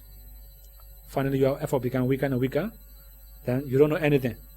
You may feel very fresh and very peaceful at the time. Right? In a Bhuvanka state, it's very fine, very peaceful. You may think that you have a hardship. Very peaceful. But if when it becomes habit, you're going to improve anymore. You're in the same state every day, every night, very comfortable. Before that happens, we can overcome it. When it really happens, not that much easy. 1 time, 2 times, no problem. When it becomes habit, not really very good. For example, like when you have very strong tranquility, rapture, joy, we have to remind ourselves. Keep knowing the breath. Come back to the breath. Don't follow comfort too much. People like comfortable feeling, pleasant feeling, right? This is the nature. Follow, finally, effort becomes weaker and weaker. Don't fall into the Bhuvanka like that. Especially when you start seeing the light, it happens. Many people have experienced that one. Okay. Then? Okay. Bhante, if I close my eyes, I can immediately see light. So I don't know whether this is because some people maybe have sensitive skin, some people don't have sensitive skin.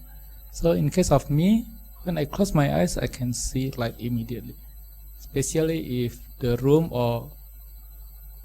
has some kind of light. But if I meditate in a totally dark room, when I close before I close the light, they are light. So when I close the light, there's still some kind of mirage. Cloud. Like a mirage. Like a mirage? Mirage? Kind of like a cloud. Cloud. Quite white. White. So I don't know whether, because before I meditate, I never pay notice when I close my eyes. Okay, so when you have like a little bit clear mind, it can happen. You can see the light like that anytime. Especially when you have confidence, rapture, joy, it can be anytime. So sometimes because of previous concentration power also, you can see the light. Anyway, so the main point is, whenever you see the light, don't think about light too much. Especially now shape, you can see the like cloud, for example. Right? The shape can change according to your perception. From time to time it will change. Similarly, color, it will change. Location, it will change according to the perception. So sometimes, now in your condition, you cannot feel the breath easily. This is one of the reasons. Mostly when we start seeing the light, breathing is not very clear, not very obvious. Sometimes you can feel breath in out. Sometimes you cannot feel in out, you just know breathing. Sometimes your breath totally disappear. It can happen. So here, one more thing to do. When your breath disappear totally, you can feel something like a wave around the nostril. Like a wave. Rotating, something like that, or like a wave, any form. Another thing. Some tickle, like tickle, something tickle like that. Okay, so another one is you may feel when you touch your body hair, don't touch your skin, right? Rough, you may feel that kind of sensation, right? You can feel that kind of sensation around the nostril. When your breath disappears, you can wait and watch there. Your breath will reappear. Then you can focus on the breath. There can be background lights, no problem. Background lights, you can know the breath. If you can keep knowing the breathing like that, finally, the light can change to the nimitta. Okay? So this means it's possible to change the nimitta in this condition. Okay? Any other thing?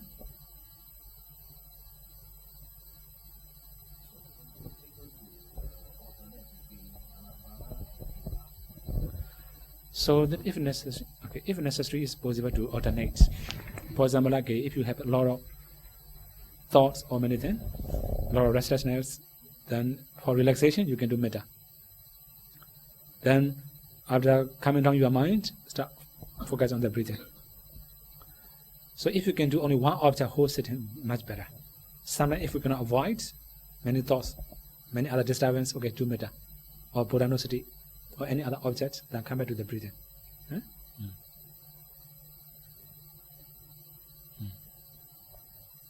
Okay, then.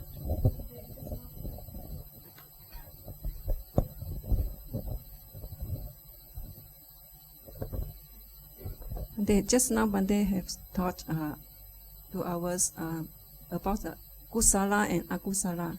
Then, in our daily life, how to maintain and prevent akusala, then maintain the kusala. Thank you, Bante. It's a very difficult question, right? Okay, so we have the one of the example given to Ken Mahanama. Ken Mahanama was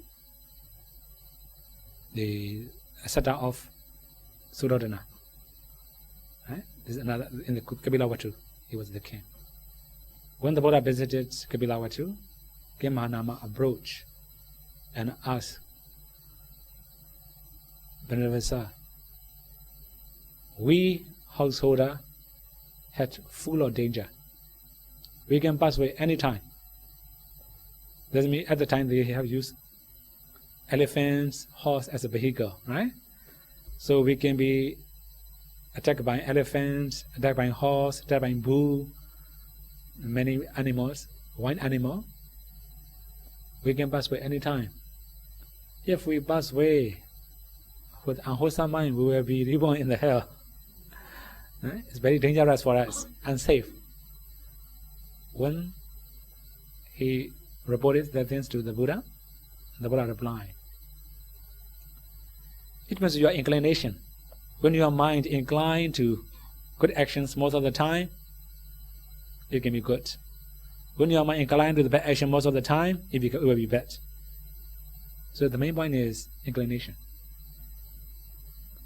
So that means when our mind inclined to good thing most of the time, we're going to avoid bad things because of ordinary people. We may have bad minds, bad habits, we're going to 100% remove. Not Buddha. Buddha can remove everything. So anyway, so the main point is, when we have good actions more, bad action less, it will be okay. This is the main point. There, Buddha also mentioned. Okay, let's say there is a tree bent to the lake, near the lake. Trees that bent to the lake. If a man cut the tree will fall down to the lake or fall down to the land. Then, because it went into the lake, it will fall to the lake. Similarly, if the tree is bent to the land, it may kind of came in a cut. Where it will fall? It will fall into the land.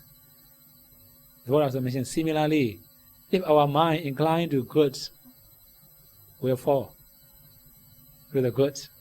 If our mind inclined to the bad, will fall into the bad. Right? So that means inclination, recollection also we can understand. If we recall only good things, that means we will become good. If we have only recollection of bad things, then it will be bad. Sometimes we just remember bad actions of other. We don't remember good actions of other. This is very, very bad, right? Then sometimes also we also remember our bad action. We don't remember our good action. We also have to recall our own good action. We may have more confidence. It's not for selfish, just for confidence. So if we can recall good actions, good minds, good attitudes, we can gain faith more.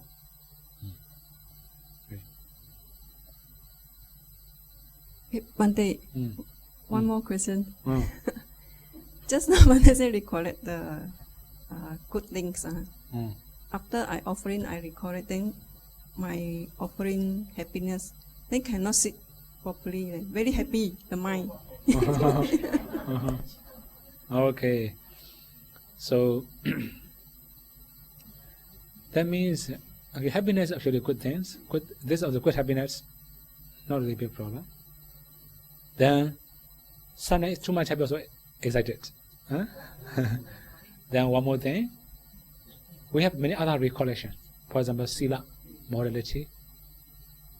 We also have like a recollection of deva. Actually, deva is an unworthiness. Worthiness. Okay, I will give one example. Recollection of deva. Devadanusati. That one is, for example, I also have faith. Deva also have faith. So deva, all the deva were reborn in the Devalands because of their faith. Similarly, I also have faith. Just compare their faith with your faith. This is a recollection of deva. This means we have divine quality. We can recall that kind of divine quality. Similarly, morality. Deva also have morality and also have morality. This is a recollection of divine quality. Then, another one will be a little bit difficult for you. Sutta. Sutta means that is a Dhamma knowledge. Learning 1 Nikaya, 2 Nikaya, 3 Nikaya, 4 Nikaya, 5 Nikaya, like that. That kind of Dhamma knowledge. So Deva also have the Dhamma knowledge, also have Dhamma knowledge, we can recall it. Then Jaga, charity. Deva also have charity, also have charity. You can recall your divine quality. Then the last one, wisdom, especially inside knowledge. So you can recall it, your inside knowledge, you can also recall it, Deva inside knowledge. They also have that kind of power, also have that kind of power. If you don't have that kind of qualification, don't recall. Only the qualification you have, you can recall. This means that kind of recollection is very possible. It's not, this is also your own, but compare with other. Okay? Bante, Bante can tell us briefly, because usually in Singaporean like to do dana. So can tell us briefly how to do a Jaganusati. Okay.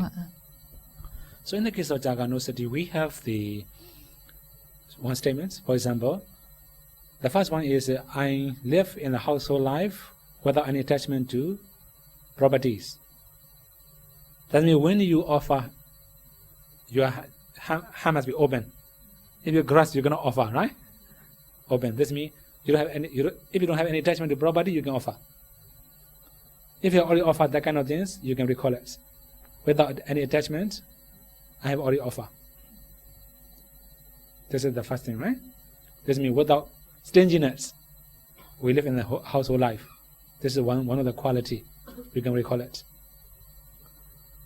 Then another thing is Mudda Jaga. Mudda Jaga means freely offer. So you don't expect any return. free. Mind is very totally free. You don't want to be in the Nirvana or anything. You don't expect any return. Free. Nibbana is okay, no problem. This is, you're going to enjoy anything in Nibbana. Right? So we offer for some enjoyment. Expecting something. It's not really free. Freedom offering. Another thing is, we call in Bali Payata Pani. Payata Pani means wash hand. This means previous ancient time, when they are going to offer something, they wash their hands, then they offer. That's why wash hand. That means you have frequently offer. That's why you have to wash your hand every day, every night, for example. This means, okay, in brief, you have habitual or daily donation. So you can also recall it your daily offering. Or maybe weekly offering, monthly offering also possible. Recall it, that kind of things. This also, we call it Payata Bani. I have a habit of that kind of offering. Recall it. Okay? Another thing is the Dana Samvi Bhaga or the door. Yaja Yoga. Yaja Yoga means worthy of request. That means if you really offer, receiver will dare ask you to offer. That means, okay, then I will say what my teacher said when I was young. That means we cannot see people's faith or confidence, but we can see their behavior as a receiver. Huh? For example, although many people invite me, Bante, if you need something, please ask me. I dare not ask. I can see, I can hear their voice, but I cannot see their mind. I don't have psychic power. Right? Another thing is, we have to wait until their behavior is very obvious. And this is the nature, right? That means, if many of receiver, they ask many things from you, that means you are very generous already.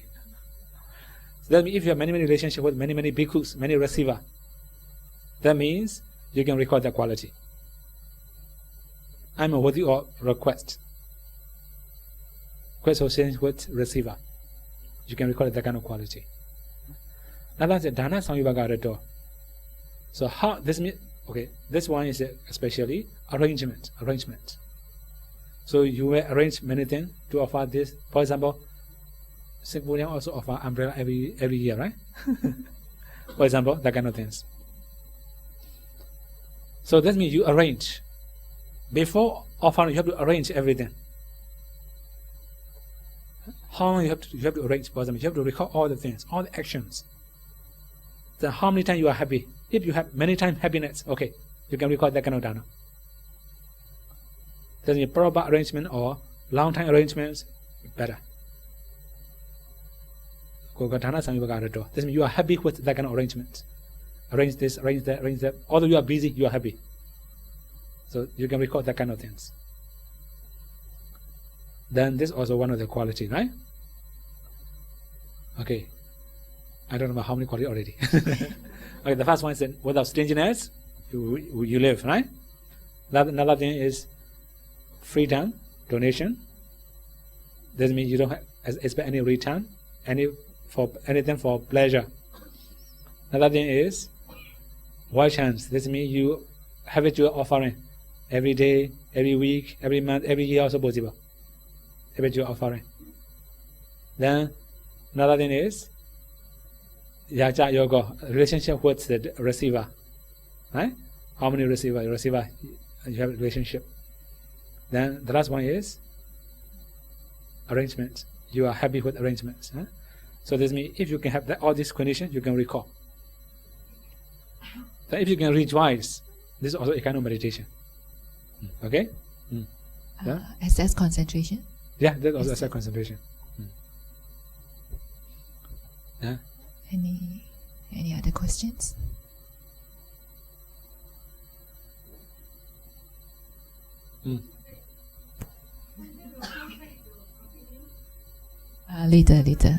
Later. Okay, now. Any other Dhamma questions? Okay, then. Okay, Bante, my hip is not very flexible. That's why it's very difficult for me to meditate very long. Mm-hmm. Actually, I try to increase it slowly. But is there any way to make? Okay, for example, sitting on the chair. I think if I sit on the cushion, I will have better concentration. What about standing meditation? Standing, I rarely do standing meditation. So, standing meditation is also allowable. If you cannot sit, you can stand. You have to consider which one is better for you. Actually, some people, they have a habit of standing meditation. They also have good concentration. That's also possible. Or only lying down is not recommendable. It's too relaxed. But is it beneficial? Maybe we do yoga or something, or Also, better focus on the meditation only. So for exercise, okay, you can also exercise. You can do exercise, or you can also meditate. Even necessary, you can do exercise. So for about the posture, sitting or standing, you have a little bit better concentration. When you walk, because of movement, not that much good concentration. Okay, even if it's sitting on the chair or something like that, sitting on the cushion, sitting on the chair, which one's better? So when standing, which one's better? You can compare. You have to choose the best posture. Okay.